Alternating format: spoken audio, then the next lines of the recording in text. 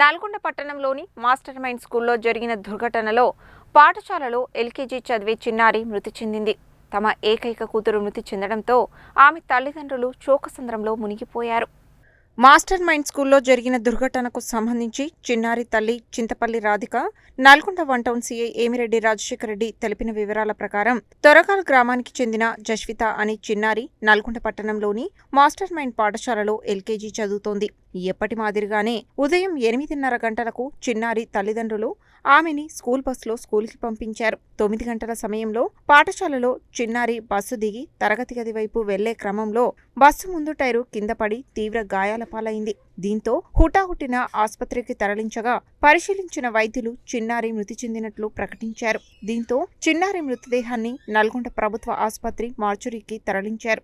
విషయం తెలియడంతో చిన్నారి తల్లిదండ్రులు, బంధువులు పెద్ద సంఖ్యలో ప్రభుత్వ ఆసుపత్రి వద్దకు చేరుకోవడంతో వారి రోదనలతో ఆ ప్రాంతమంతా విషాద ఛాయలు అలుముకున్నాయి. నిర్లక్ష్యంతో తమ ఏకైక కూతురును పొట్టన పెట్టుకున్నారని చిన్నారి తల్లి రాధిక విలపిస్తూ చెప్పింది. కాగా జరిగిన ఘటనపై అందిన ఫిర్యాదు మేరకు కేసు నమోదు చేసి పూర్తి స్థాయిలో దర్యాప్తు చేపడుతున్నామని, పాఠశాలలో ఉన్న సీసీ కెమెరాల ఫుటేజీతో పాటు ప్రత్యక్ష సాక్షుల నుండి వివరాలు సేకరించిన అనంతరం ఘటనకు గల కారణాలను వెల్లడిస్తామని సీఐ ఏమిరెడ్డి రాజశేఖర్ రెడ్డి తెలిపారు.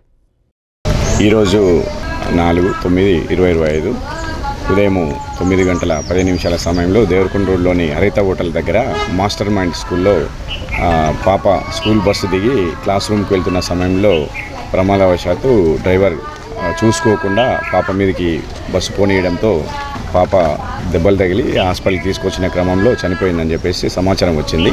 వెంటనే ఆ సంఘటనా స్థలాన్ని పరిశీలించడం జరిగింది. ఆ సంఘటన స్థలంలో బస్సు కింద రక్తపు మరకలు ఉన్నవి.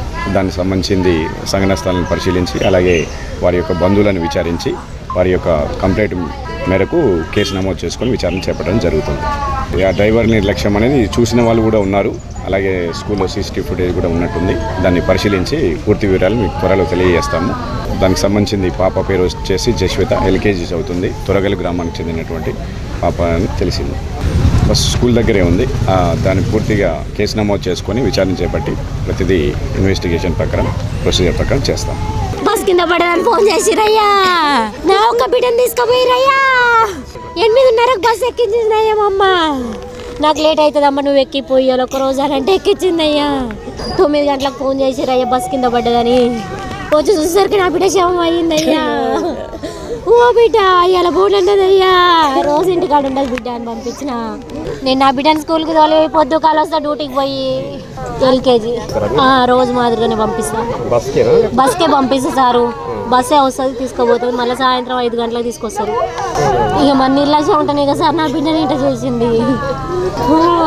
బస్సులు అంత మంది నా బిడ్డనే ఎందుకు దింపిరయ్యా.